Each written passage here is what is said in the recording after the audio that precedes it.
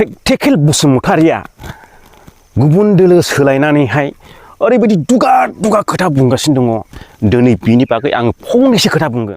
खुलुमबाय रायजो राजा नोंथांमोन, दानिफ्रायनो एसेबां दावराव फैगौ आसाम बिधान सभा इलेक्शननि बागै। दा नैबे साननैसो सिगाङैहाय जोंहा शर्ट फिल्म सावथुन मुलुगनि मुंदांखा प्रेक्टिकेल बसुमतारी बिथाङा UPPL दोलोनिफ्राय PPF दोलोआव जयनिं जाबाय।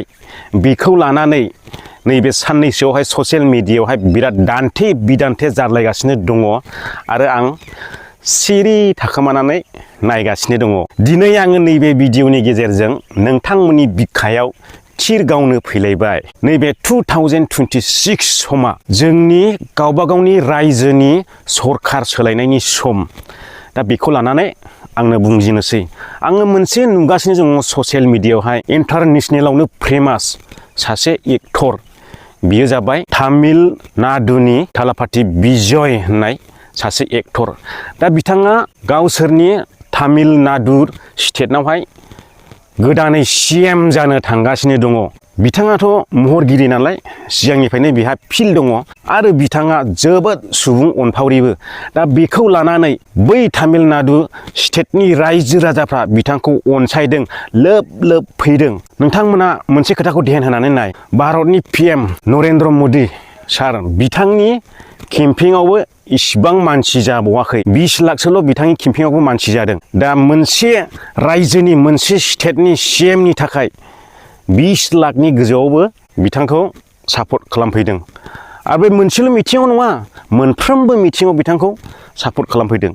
बेनो जाबाय साउथ इण्डियानि मुंदांखा एक्टर थालापाथि बिजय। बेखौ नोजोर बोनानै नायोब्ला नैबे जोंनि आसामावबो दानि 2026नि आसाम बिधान सभा इलेक्शनावहाय बिथां मुंदांखा मेथाइ खनगिरि जुबिन गार्ग बिथाङाबो मैखोमै बाहागो लागौमोन आरो बिथांनिबो रायजोफ्रा बेबायदिनो जोबनो गैयै लाख लाख बिथांखौ सापर्ट खालामनो ओंखारगौमोन।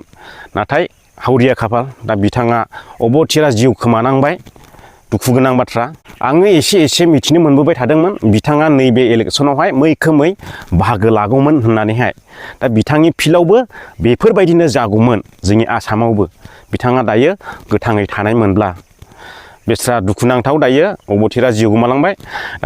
बिथांनि जिउमाया सोरगोआव आलो गोजोनै जायगा मोन्थों, बेखौनो इसोरनिसिम आर'ज खालामो। बेजों लोगोसे नैबे जोंनि BTR एबा BTC ओनसोलावबो MLA इलेक्शननि दोहौआ बारजेनबाय सिउ सिउ। दानिफ्रायनो नोंथांमोना नुनो मोनसिगोन BJP, Congress, UPPL, BPF, AJP गुबुन मोनसे दोलोनिया गुबुन मोनसे दोलोआव जयेन जानाय, बै दोलोनिया ओरै फैनाय, नै दानिफ्रायनो सोलिनायखौ नोंथांमोना नुनो मोनसिगोन।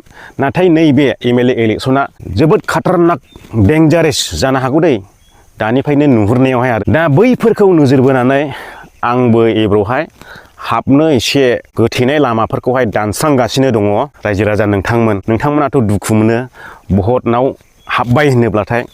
नाथाय जोंहा प्रेक्टिकेल, बिथाङा बुंदों पलिटिक्सनि ओंखाम बायदि गोथाव गैया होननानैहाय। बिथाङा राइट खोथाखौनो बुंदों। लाइक खालामो आङो। नंगौ, गोथाव गैया। माबा गन्थं मोखां दोलालायलाबो बिनि गोथावजों हाया। बिनि सिङाव मा हाबनानै दं नोंथांमोना बुजिदो, सानदो।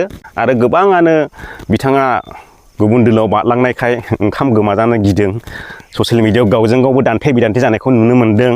बेजों लोगोसे आं नैबे खोथाखौ नोंथांमोननो मिथिहोलांहोबावनो गोसो जाबावो। आं बै समावबो बुंदों, बोसोरसे बा 1.5 बोसोरनि सिगांनो आङो बे बाथ्राखौ बुंखांबाय।